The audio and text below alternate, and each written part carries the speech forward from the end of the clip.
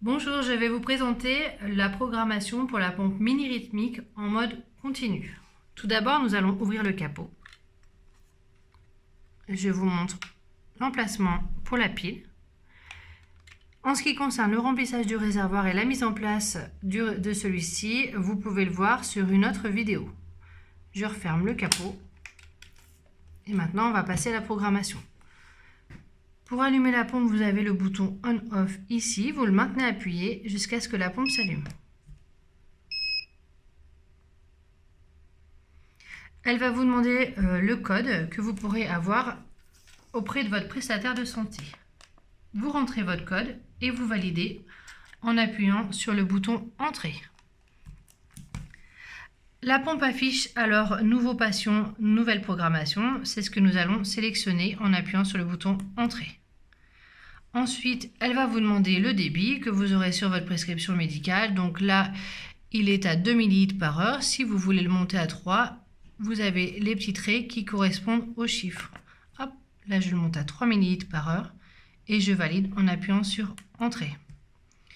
Ensuite, vous avez le volume à perfuser qui correspond au volume que vous avez dans votre réservoir.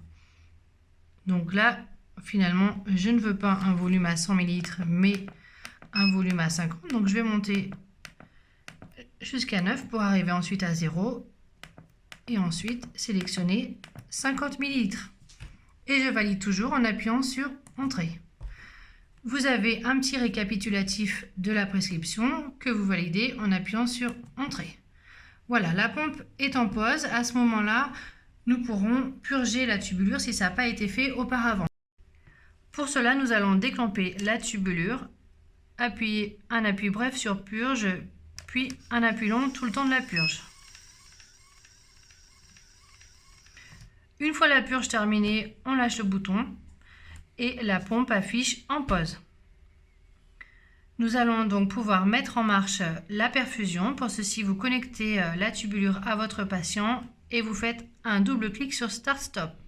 Attention, vous ne pourrez pas mettre en marche la pompe si l'écran n'affiche pas en pause. Donc là, on va la mettre en route en faisant un double clic sur Start Stop. Elle est en marche.